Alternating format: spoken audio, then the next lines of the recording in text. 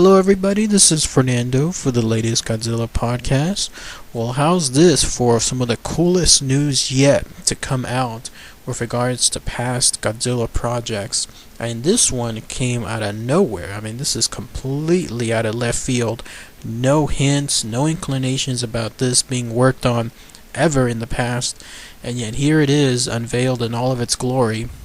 Do a very nice article on sci-fi-japan.com, which I've included a link directly below. When you have a chance, I highly recommend click on the link, read the whole thing from start to finish. It is a very fascinating look into another what could have been when it comes to the Godzilla franchise. The key thing though in this particular item is that this past project would have actually been an American movie. I mean, you heard that right. Even after the Godzilla 1998 film, we have one more film, which I'll talk about here, that could have been made here in the U.S. and been released in the U.S. and essentially would have been the link between the 1998 film and then a good 10 plus years later. We're talking about maybe 14-15 years later, and with the new release of the Godzilla 2014 film. So here we have a sequel. Now stay with me here because this is a little difficult to explain, but essentially this American movie would not have been a sequel to the 1998 film, but instead would have been a sequel to the Godzilla 2000 film, but would have been made here in America and would have involved American actors. In other words, it would have been a 100% a USA production, not a Japanese production that would later be released here, i.e. like the Godzilla 2000, Godzilla 1985 films. Instead, it would have been, again, wholly made here in the US, but it would have been made as a sequel to a Japanese film, the Godzilla 2000.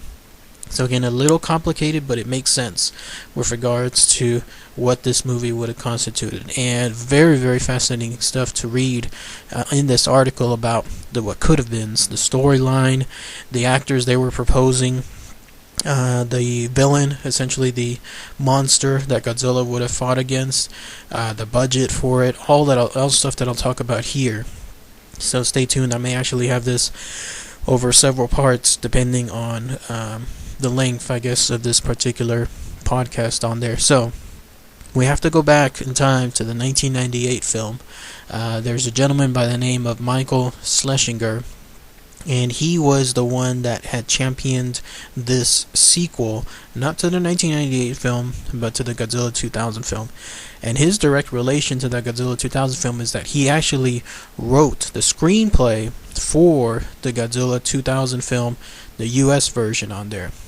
So essentially he took the Godzilla 2000 film, again, completely made in Japan, and then Michael wrote the US screenplay for it, converted it over to the US option, and then that's what you saw here in theaters and what you saw later on DVD and Blu-ray. That's his contribution on there. So he going back again to 1998 with the disappointment that movie had, and with regards to its sequel that never came about, Michael saw an opportunity with regards to, again, bringing Godzilla to US audiences, but in a different way. In fact, he wanted to essentially make it a reboot long before reboots were even the fad that they are now. And the title of the film would have been Godzilla Reborn, again giving you an idea of the reset button that they would have had on this film.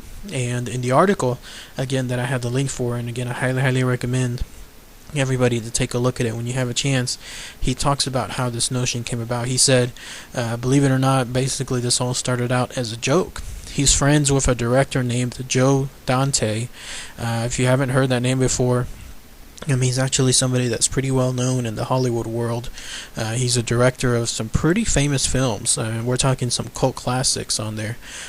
He's the one that directed Gremlins, for example, that really great movie featuring the Magua and that very cute little gremlin on there. He also directed Explorers, which was that sci-fi adventure type film that again has become a cult classic of its own.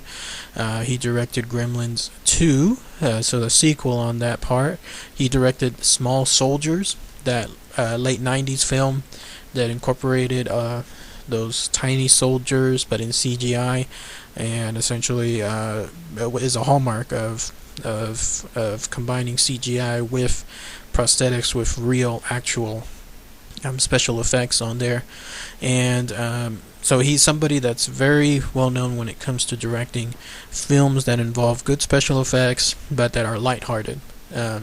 And the way Michael says it is that because he's friends with Joe Dante, he was writing, he told him, why don't we work on something involving a reincarnation of Godzilla. And the reason he said that was because Toho was very receptive to the way Michael worked on the Godzilla 2000 US version. They were happy with his work, and they were happy that he was still interested in working on other Godzilla projects.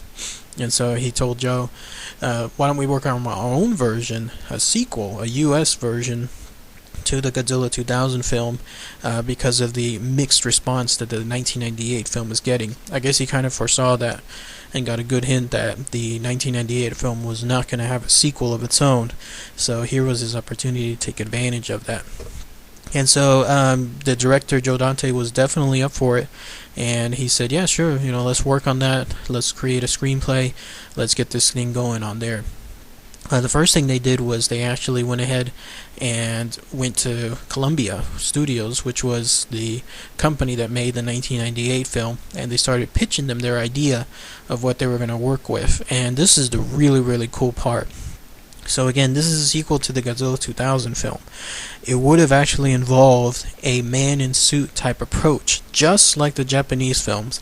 It would not have been 100% pure CGI blockbuster type stuff. Instead, imagine the Japanese version of any of the Godzilla films, but Americanized, and involving, again, American actors, American settings, bigger special effects, a bigger budget, not too big, again, not blockbuster version, but just smaller version on there, but still good enough to involve a good amount of special effects.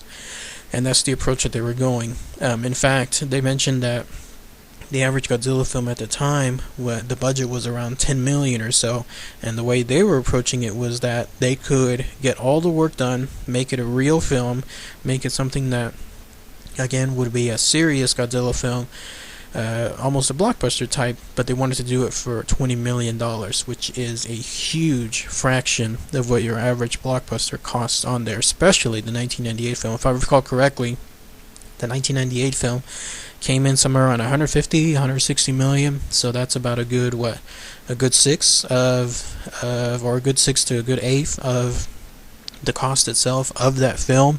So that's the approach they were going with. So you fans of the Japanese films that involve the traditional man-in-suit type action, this would have been a dream come true for y'all, because rather than relying on the hokey special effects of the Japanese films, as good as they are, at the end of the day, they are paper buildings and they are limited suits. Imagine a bigger budget where you can make the suits far more lifelike, where you can make the buildings far more lifelike. If even then they probably would have constituted like backgrounds that are pure CGI, so that way you can have, again, like not photoshopped but photo manipulated action scenes of Godzilla romping truly through New York, but in a man-in-suit type action.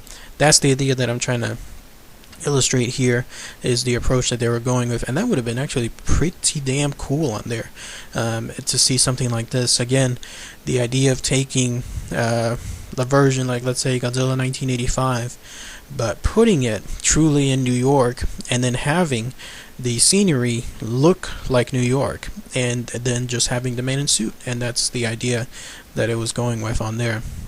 So they approached Columbia, and Columbia said they were kind of interested on it. Why don't y'all write a script, what's called a spec, which is traditionally like maybe 10-20 pages of a bunch of ideas all into one place, and then they'll get back with them. And so Mike said, okay, sure, absolutely. Again, Mike is the guy that wrote the US version of Godzilla 2000, so he was going to work on this version here. So right here I'll pause it actually as being the first video of this topic, and I'll continue the podcast on my second video here. So thanks again, everybody. Bye.